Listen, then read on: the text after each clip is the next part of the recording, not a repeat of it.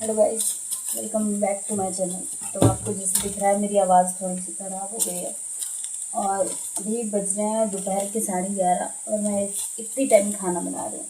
तो मेरे को पता नहीं क्या हो गया है, मेरे को पूरी बॉडी में पेन हो रहा है बहुत ज़्यादा। ऐसा मुझे तब चालू हुआ था जब मुझे टाइफाइड और डेंगू दोनों साथ में हुआ था।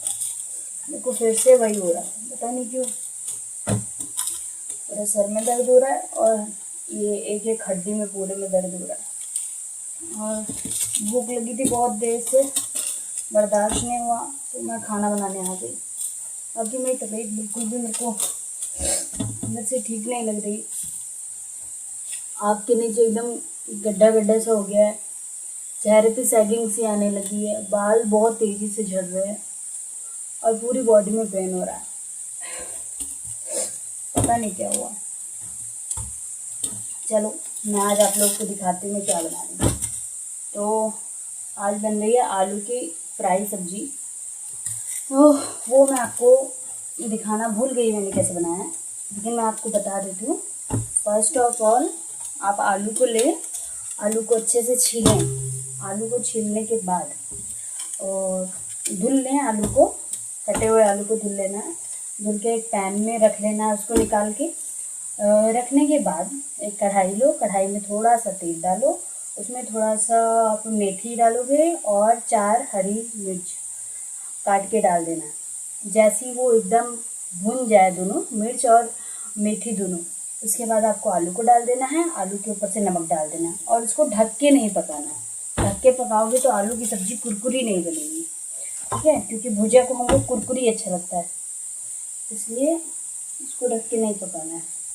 और ऐसे पकाएंगे। उसके बाद थोड़ा सा आटा लें, पानी लें और उसको सान लें। चलो मैं आपको अपनी सब्ज़ी दिखाती हूँ कितने तक बनी है कितने तक नहीं। तो गाइस सब्जी हो गई है रेडी।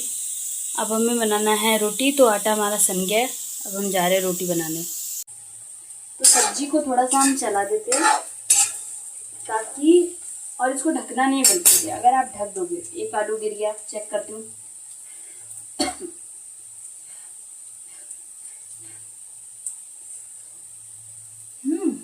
अच्छा बना, हो गई है।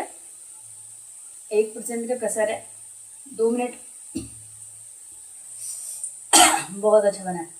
2 मिनट ये फ्राई होगा, उसके बाद ये ठीक हो जाएगा।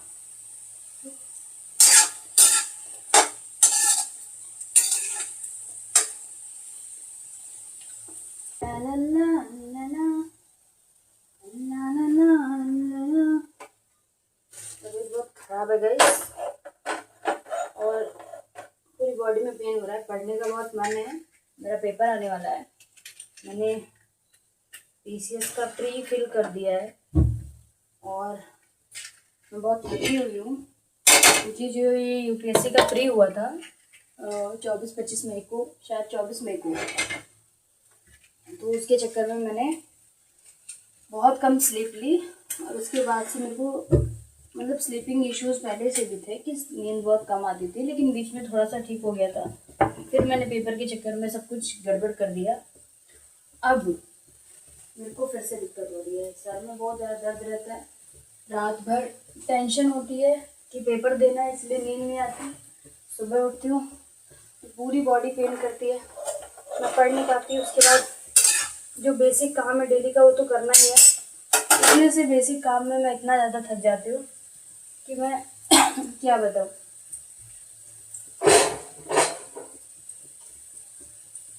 तो और इन सब कामों के बाद सारा दिन ओवर थिंकिंग करती हूँ। मेरे को ऐसा लगता है कि मेरा कोई एग्ज़ाम अभी नहीं निकल सकता, पर कहीं ना कहीं मन में इच्छा है कि मैं कर लूँगी, तो इसलिए लगी हुई हूँ। बाकी भगवान भरोसे। आज मुझे पता नहीं कैसे ठंड बहुत लग रही थी, तो मैंने पूरा सूट पहन लिया है फुल बाजू का, ताकि मुझे ठंड थोड़ी कम लगे। और एग्जॉस्ट ऑन कर लिया जाए। बाकी पेपर देते हैं, 2 साल और पेपर दूंगी। हुआ तो हुआ, नहीं हुआ तो मैं अपना प्राइवेट कुछ करूँगी, छोटी से छोटी जॉब कर लूँगी, लेकिन खाली नहीं बैठूँगी। अभी मेरा एमए ख़त्म हो गया है, एमए मैंने किया है पॉलिटिकल साइंस में। तो यहाँ पे मैं आपको एक स्टोरी सुनाती हूँ, मेरी खुद की स्टोरी।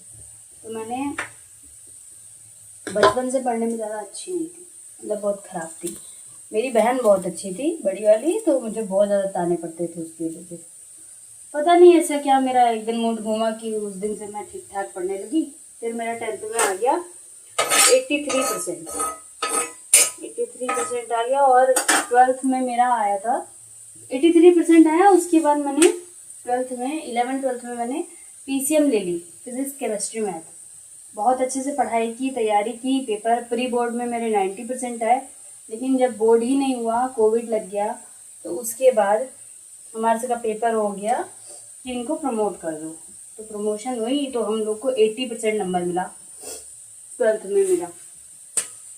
उसके बाद 80% मिलने के बाद मेरा उस समय मेरे को टाइफाइड डेंगू दोनों साथ में हो गया था, ऊपर से कुकर फट गया था, मैं बहुत ज़्यादा जल गई थी।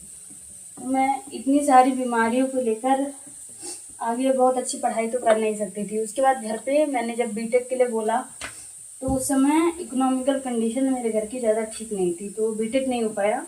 और मेरी हालत इतनी ज़्यादा ख़राब थी कि मैं BSc डेली कॉलेज जाकर कर नहीं सकती थी। तो मैंने BA में नाम लिखा लिया। कुछ दिन कॉलेज के पास रहने की कोशिश की पर नहीं रह पाई। 5-6 महीने बाद मैं घर चली गई, क्योंकि अकेले रहना बहुत मुश्किल होता है। और मैं बहुत छोटी थी, ज़्यादा 17 साल की रही होंगी जब मैं फर्स्ट ईयर, 16 साल की मैं फर्स्ट ईयर में थी। 16 या 17 साल की थी ऐसे ही। अब रोटी सेकने वाला नहीं मिल रहा यार, कहाँ गया रोटी उठाने वाला। सब्जी के नीचे मैंने बंद कर दिया है, सब्जी हो गई है और तबीयत बिल्कुल भी ठीक नहीं है। देखो क्या होता है, आज पढ़ पाती कि नहीं पढ़ पाती। कल वैसे ही नहीं पढ़ पाई थी, अपनी बहन का एडमिशन कराने गई थी, उसका सारा दिन वहीं लग गया, सुबह से लेकर शाम तक। BCom में एडमिशन कराया, उसकी फीस भी, तो सरकारी कॉलेज में कराया एडमिशन, और सरकारी कॉलेज की फीस 10,000 रुपये गई BCom की। ज़्यादा से ज़्यादा 3-4 हज़ार लेना था, 10,000 क्या लेगा। सब्जेक्ट वाइज फीस लेते, और उन्होंने इस बार पूरा UPI पे लिया है। वो भी मेरे को समझ में नहीं आया, क्योंकि हर बार तो इन हैंड लेते थे और सब्जेक्ट वाइज फीस देनी पड़ती थी। इस बार पूरे कोर्स का लिया है 10,000 रुपये। समझ में तो कुछ आया नहीं, लेकिन मैं अब क्या करें, उसका 1 साल वैसे ही ड्रॉप हो गया था, तो कहीं तो एडमिशन कराना था, तो हमने करा दिया। क्योंकि वहाँ की मेरिट लिस्ट निकलती है, पास में एक गवर्नमेंट कॉलेज है, तो पास में क्या है, यहाँ से 30 किलोमीटर दूर है, तो मेरिट लिस्ट में उसका नाम था, मैंने करा दिया। कराने के बाद अब मेरा मन कर रहा है कि वो अच्छे से पढ़े और जल्दी जल्दी अपनी BCom करने के बाद जाके कहीं जॉब वॉब करे, क्योंकि सरकारी नौकरी की तैयारी मैं कर रही हूँ, कोई फ़ायदा तो है नहीं इसमें कूदने से, कोई फ़ायदा नहीं है। ये बाय हुक एंड क्रुक वाला काम है, और बाय लक वाला भी। या तो खूब मेहनत ऐसी करो जिसमें आपको कोई बीच में प्रॉब्लम नहीं आ रही, आपके मम्मी पापा सिर्फ आपको पढ़ा रहे हैं और आप काम कर ले जा रहे हो आराम से, तब तो निकल जाएगा आपका। या फिर आपका कोई सोर्स हो, या फिर आपका बहुत अच्छा लक हो, तब आपका निकल सकता है। मेरे पास तो ऐसा लगता है तीनों ही नहीं है, इसीलिए नहीं निकल रहा है। खैर, मेरी रोटी सब्जी बन गई गाइस, मिलते हैं नेक्स्ट व्लॉग में। इस व्लॉग को यहीं ख़त्म करते हैं, क्योंकि मेरी तबीयत ज़्यादा ठीक है नहीं, तो मैं इससे ज़्यादा कंटेंट आज दे नहीं पाऊँगी। Bye bye, Tata.